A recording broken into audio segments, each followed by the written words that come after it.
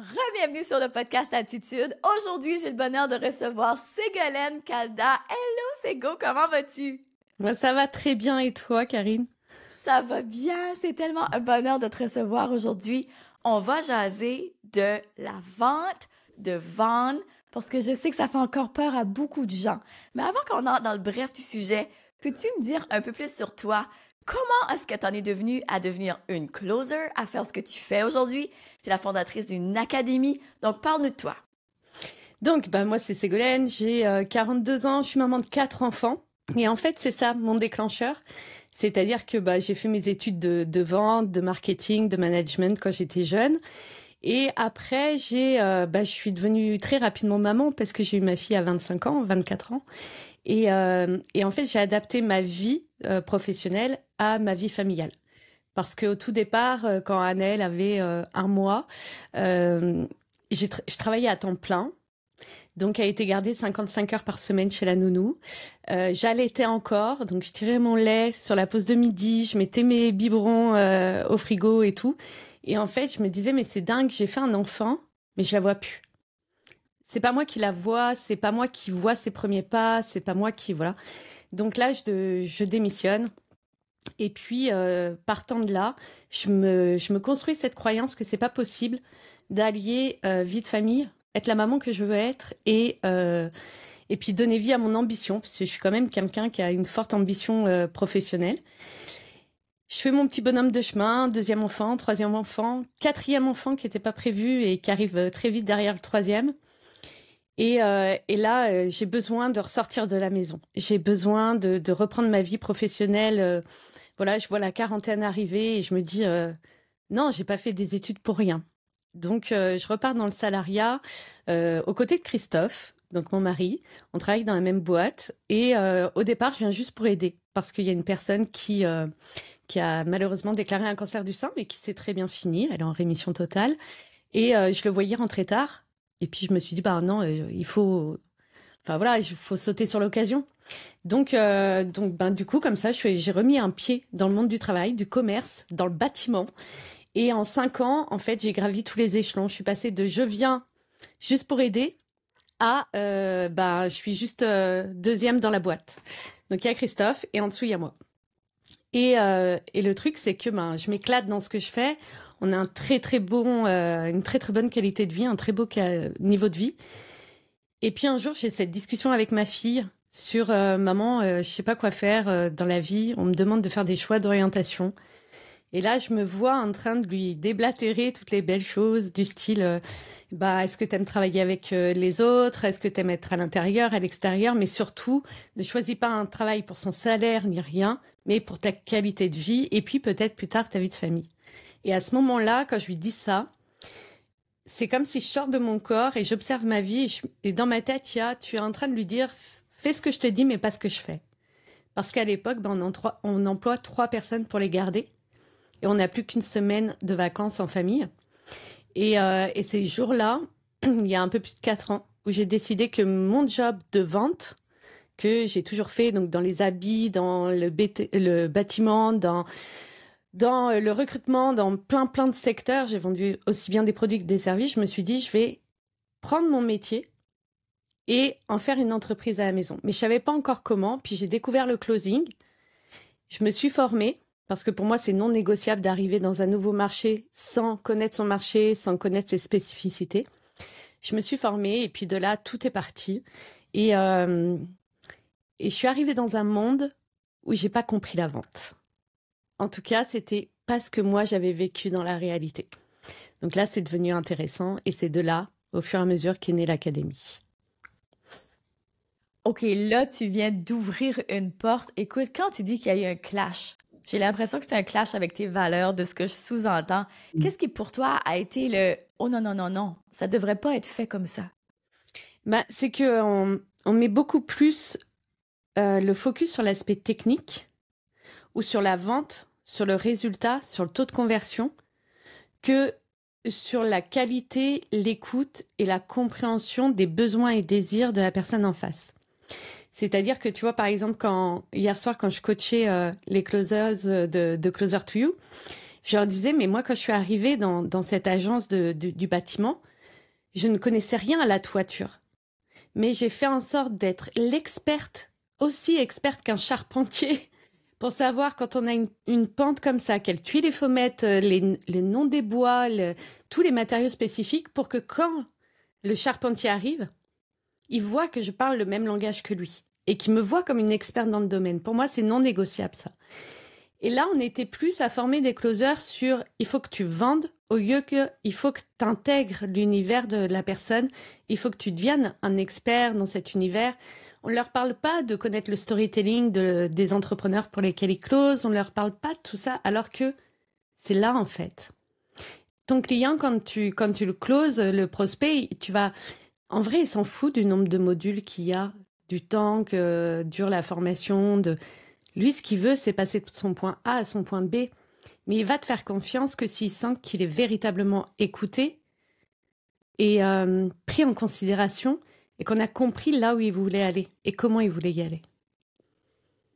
Donc voilà. Oui, ça fait toute la différence. Et je trouve aussi que on a pour beaucoup de personnes, beaucoup de closers, c'est ce qu'on voit, puis c'est pourquoi je pense aujourd'hui qu'il y a une aussi mauvaise réputation. Aussitôt qu'on dit le mot closer, beaucoup de gens se sauvent, pensent que cette personne-là va essayer de me closer à tout prix, je vais pas me sentir écoutée, je vais me sentir poussée, et c'est tellement tout à l'encontre de justement ce que nous aussi on prône dans l'académie, mais toi aussi ce que tu prônes dans ton académie, de vraiment connecter à l'humanité de nouveau. Puis c'est vraiment une thématique cette semaine, Ségolène, c'est vraiment drôle qu'on parle de ça aujourd'hui, parce que c'est vraiment une thématique qui revient cette semaine dans plusieurs domaines, que ce soit pas juste en entrepreneuriat, mais dans la vie en général. Il y avait cette situation ici, on sort un peu du sujet, mais quand même, je pense que c'est intéressant d'en parler. Cette personne-ci, que son papa s'est fait battre, direct en plein métro, devant tout le monde, et les gens l'enjambaient au lieu de l'aider, au lieu de lui porter secours. Tu sais, on est rendu là. Puis je trouve que c'est notre mission en tant que leader, en tant que coach, en tant que gens qui ont une présence sur les médias sociaux, de passer ce message-là. Hey, on peut-tu ramener l'humain au centre de tout? Et la vente a souvent cette réputation-là d'être froide. Quand on passe à un appel de vente, les gens sont comme, justement, je vais me faire closer, la personne veut juste me vendre quelque chose, mais c'est tellement pas ça. La vente, comme tu l'as décrit, c'est rendre un service. Je vais prendre le temps de t'écouter. Donc, comment toi, tu structures tes appels de vente? En fait, il y a déjà toute la mise en l'accueil, tu sais, le temps vraiment d'accueil dans l'appel qui est super important et vraiment de poser les bonnes questions pour amener la personne à verbaliser là où elle en est, mais surtout là où elle veut aller. Moi, je crois au marketing de désir, tu vois, au closing de désir et non pas on vient appuyer sur la douleur. La personne, elle a mal. Si elle a pris cet appel, elle est déjà consciente. Ok, ça, c'est la différence entre un prospect qui est qualifié et un prospect mature. Si elle est sur l'appel, c'est qu'elle est déjà en recherche de solutions, qu'elle est déjà en train de se poser la question, mais comment je peux sortir de cette situation? Comment je peux trouver une solution? Donc, si tu veux, c'est, ok, t'en es là, d'accord, mais où est-ce que tu veux aller et pourquoi? Et cette projection dans le point B, elle est super importante, mais avec toujours le focus sur l'autre. Il y a un truc dans le closing où il faut vraiment comprendre que arrête de mettre le focus sur toi, et ça, je sais qu'on partage ça sur de nombreux points. Il n'y a pas que dans la vente, mais aussi dans la communication. C'est jamais à propos de toi, donc du chiffre d'affaires que tu as besoin de faire à la fin du mois, du nombre de ventes, de ton taux de conversion, de tout ça. C'est pas à propos de toi, c'est à propos de l'autre. Et est-ce que l'autre est vraiment le match parfait pour ce que tu as créé? Est-ce que l'autre est vraiment le match parfait dans ses désirs, mais aussi dans sa conscience, dans son niveau de conscience, dans son état d'esprit? Parce qu'en vrai, tu veux pas travailler avec tout le monde. Sinon, si tu as un programme avec du groupe, ton groupe, il va être déstabilisé, il va pas marcher ensemble. Donc, au lieu d'aller chercher la vente à tout prix, moi, ce qui m'intéresse, c'est d'aller chercher la qualité du match parfait. Parce que c'est un groupe ou des individus séparés qui vont avoir de vrais résultats, qui vont après te recommander, mais alors plus, comme un coup de cœur ou quoi. Et c'est l'effet cumulé qui va faire que tu vas amorcer une croissance. Mais là, on parle d'une croissance durable. On sort de l'effet de mode, on sort de l'effet où on dépend du nombre de pubs qu'on a fait, du nombre de posts, de tout ça. C'est une croissance qui est constante, même qui peut s'accélérer, mais qui est durable dans le temps et qui va traverser les effets de mode, les effets, on va dire, de la société, de la conjoncture, tout ça. Puisque justement, on vient construire ce que, comme tu l'appelles souvent, cette autorité dans le domaine, cette référence. On va devenir cette référence.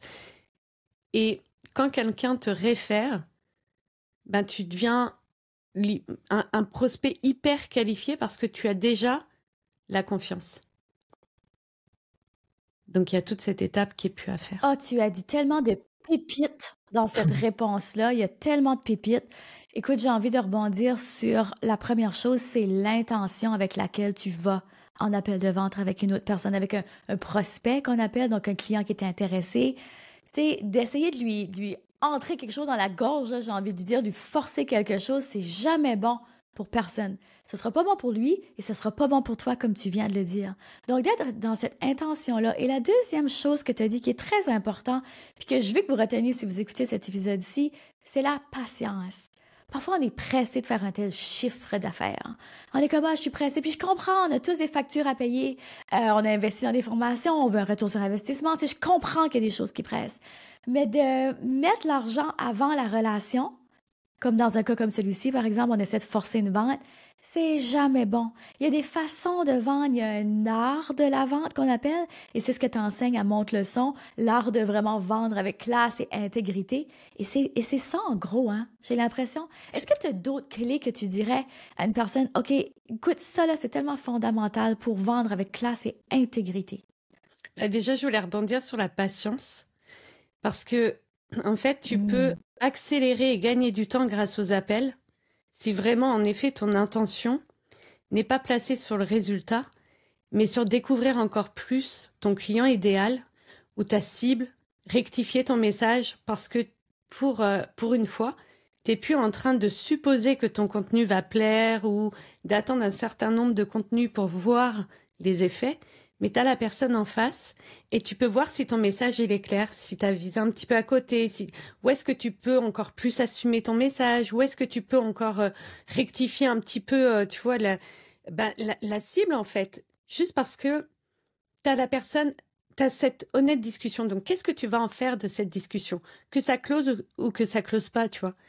Si ça close pas, mais reprends tous les éléments de l'appel et vois comment tu peux élever encore le volume sur ton message, clarifier encore plus ton message, clarifier encore plus tes valeurs, ta conviction. Pourquoi toi, tu vois.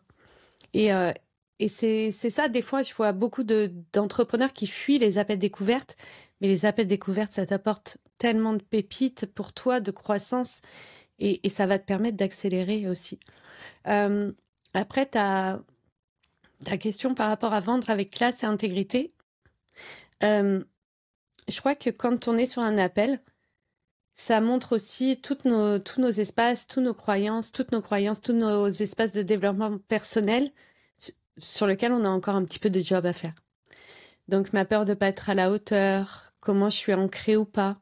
Est-ce que quand une personne me dit quelque chose, eh bien, je me projette encore mon histoire sur l'autre, ou est-ce que je sais prendre ce pas de recul? Comment je vis le rejet aussi, parce que dans la vente, souvent, la moyenne, c'est sur 10 appels, tu vas avoir entre 5 et 7 non. Donc, être à l'aise avec le non, ne pas t'identifier à la vente, c'est toutes ces parties-là sur toi. Si tu as le courage d'aller les voir, de travailler là-dessus, au lieu de travailler justement sur la technique, oui, il faut les questions ouvertes, les questions fermées, le rythme et tout.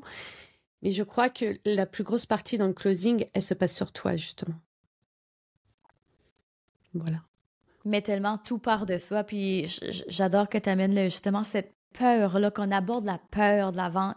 Parce qu'elle est présente, je pense, pour tous. Quand on commence en entrepreneuriat, on n'a pas beaucoup de confiance en soi, on développe quelque chose, on développe un nouveau projet, on n'est pas trop certain que ça va fonctionner. Puis même après, quand on sait que ça fonctionne, que c'est super bon ce qu'on a à vendre, même encore là, parfois, je vois des entrepreneurs qui sont comme « ça me fait encore peur les appels de vente » parce que le non, la peur du rejet, c'est toujours ça qui est vraiment là en dessous, en couche de fond, que parfois il faut aller gratter, parfois on veut pas l'avouer tout de suite que c'est vraiment ça, mais c'est pas mal toujours ça. Donc, de se questionner, puis tu as dit quelque chose de vraiment très puissant. Tu as dit de ne pas s'identifier à Ouais. ça. C'est pas parce que la personne vous a dit non. Puis attention, hein, moi je dis toujours qu'un non est bien souvent juste un non, pas maintenant, et non un non catégorique jamais de la vie, genre. C'est ça. Fait qu'il y a ça aussi qu'il faut voir. C'est peut-être que la personne, elle est pas rendue là dans son développement. Peut-être que c'est pas le bon programme pour elle maintenant. Puis, on verra plus tard. Il faut laisser les portes ouvertes. Donc, encore une fois, l'importance de mettre la relation en premier. Oui. Si cette personne-là a eu une bonne interaction avec toi, elle s'est sentie écoutée, elle s'est sentie servie. Parce que cet appel-là, elle sert à servir l'autre personne. C'est juste un début d'interaction, genre. Fait que, après, la personne, elle repart avec pas un goût amer dans la bouche, ben, elle va être plus prône à revenir si on veut. Fait que c'est tellement, mais tellement intéressant. Qu'est-ce que... Je sais que tu emmènes beaucoup de techniques parce que c'est ce que tu fais. Tu entraînes autant les entrepreneurs à vendre que tu entraînes aussi des closers. Donc, tu dirais que c'est quoi la peur qui revient commune entre les deux? Ou le problème qui revient commun entre les deux? Il y en a plusieurs, hein? Ouais, il y en a plusieurs. Non, mais il y a l'identification à la vente. Et ça, c'est commun, hein.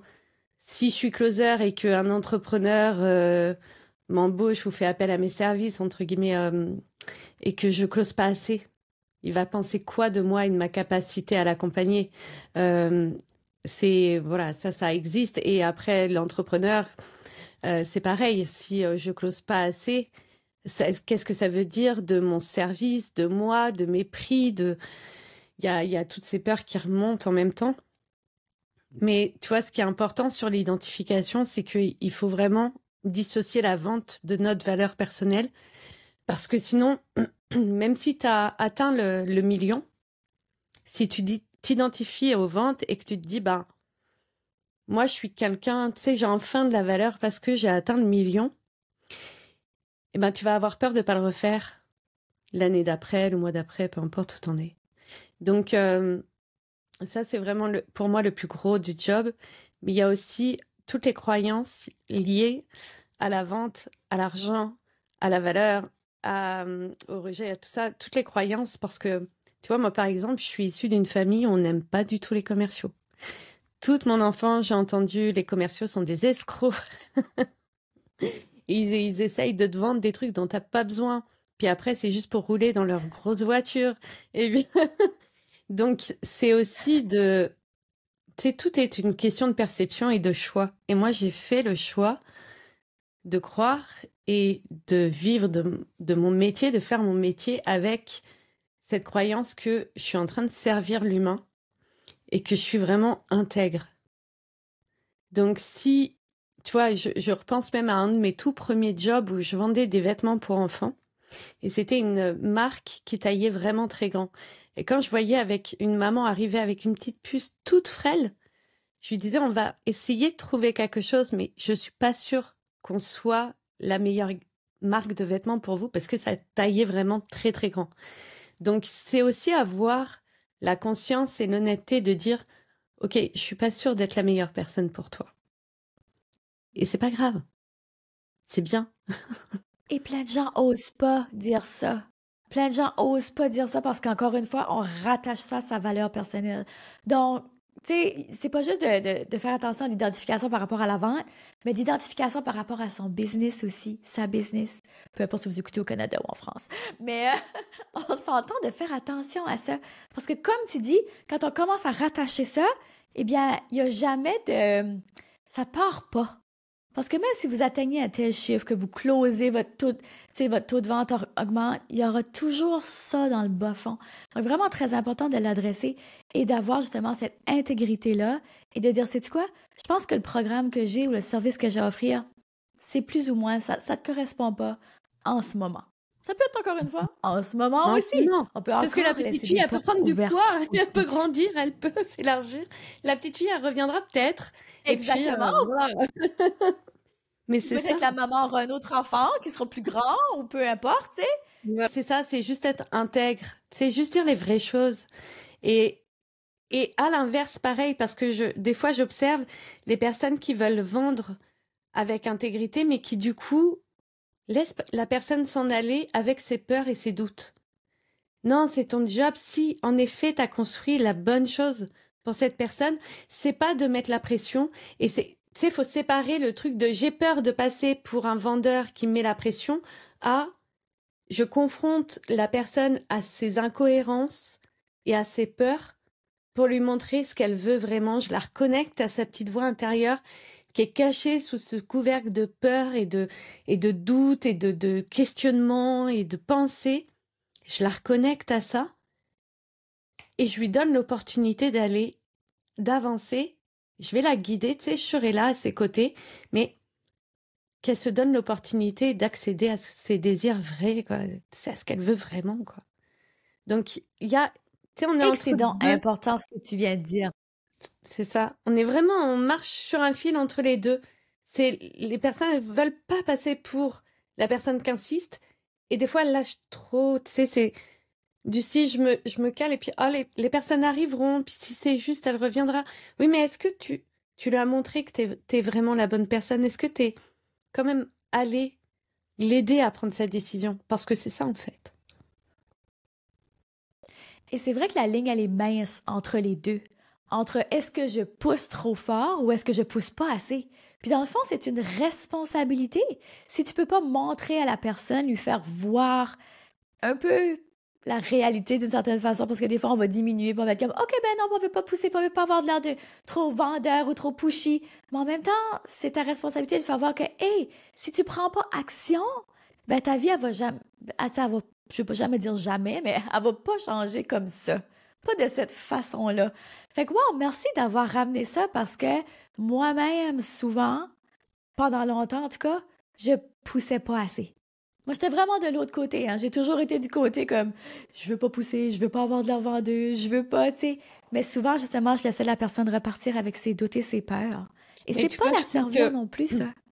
la plus belle chose pour dépasser ça, c'est de te rappeler toutes les fois où toi, t'as fait un achat et que t'as dit merci. Et pourtant, l'intérieur, c'était inconfortable. Pourtant, peut-être c'était les derniers sous que t'avais sur le compte. Peut-être que c'est un petit peu ta dernière chance que tu te donnais ou que c'était un montant que t'avais jamais dépensé avant. Enfin, quelque chose que tu te serais pas autorisé avant ou quoi. Puis là, t'as regardé la personne qui te l'a vendu, la vendeuse ou quoi, et puis t'as dit oh, merci, franchement, je suis heureuse. On parlait justement, Sego, il y a pas si longtemps d'une journée au spa où tu es allé, puis on avait justement cette conversation-là en privé où est-ce qu'on disait non, mais j'étais tellement contente de juste pouvoir payer pour mon accès au spa.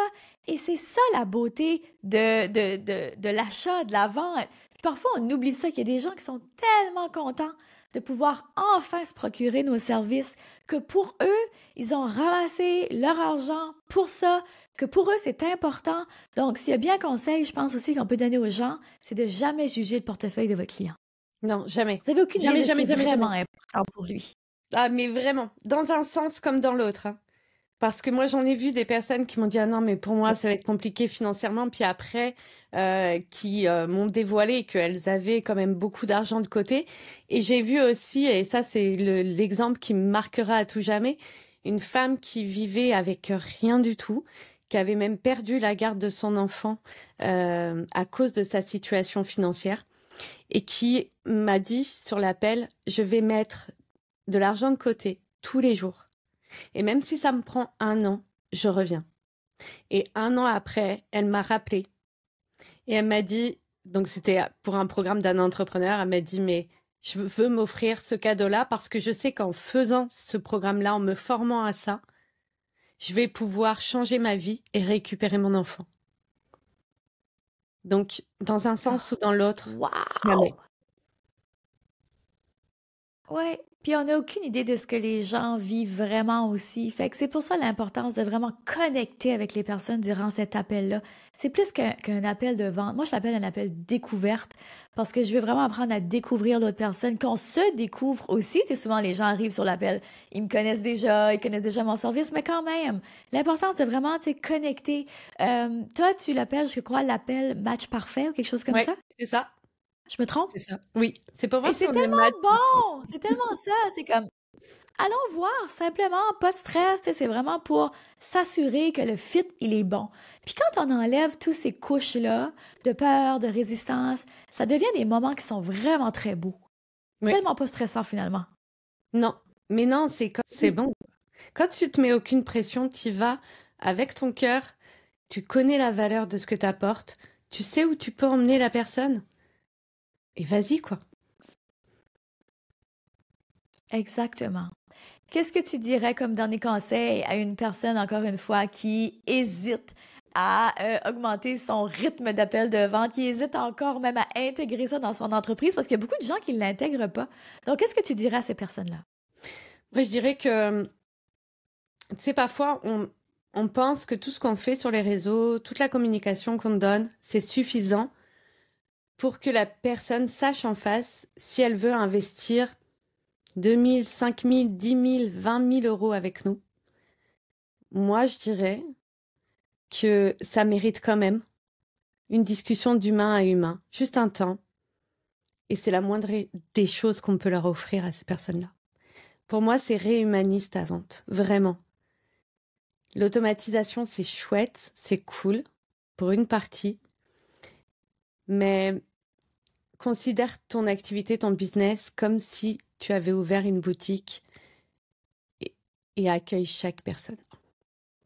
Tellement. Un énorme merci, Ségolène, pour tout ce que tu as partagé. C'était tellement puissant comme conversation. J'ai l'impression, écoute, que les personnes qui nous ont écoutés, en tout cas, j'ai l'impression, puis vous viendrez nous dire si tel était le cas, qu'il y avait genre un espèce de petit voile de stress et que là, c'est complètement tombé. Du moins, j'espère que c'est le cas. Et dis-nous, où est-ce qu'on peut te rejoindre? Parce que tu donnes des conseils extraordinaires sur les médias sociaux, sur l'art de la vente, comment communiquer, comment réhumaniser ses ventes. Donc, dis-nous où on peut te rejoindre. Tout simplement, Facebook, Instagram, c'est Ségolène Caldas, C-A-L-D-A-S. Et voilà, et l'académie, c'est l'Académie Closer to You, donc pour les entrepreneurs, pour les futurs ou actuels closers qui veulent aller plus loin. Et puis après, pour les entrepreneurs qui cherchent aussi à créer ou agrandir leur équipe de closers. Voilà. Magnifique. Je vais mettre tout ça dans les show notes. Un grand merci à tous d'avoir été là. Merci, Ségo. Et merci sur ce, je vous dis de continuer de briller et de prendre de l'altitude, car le monde a besoin de ce don spécial que seulement toi détiens. À la semaine prochaine, tout le monde. Vous venez d'écouter le podcast Altitude. Pour ne rien manquer des prochains épisodes, abonnez-vous au podcast et cliquez sur le 5 étoiles. Vous pouvez aussi consulter nos outils gratuits créés pour vous au www.podcastaltitude.com. Merci d'avoir été là et à très bientôt dans le prochain épisode Femmes d'Altitude.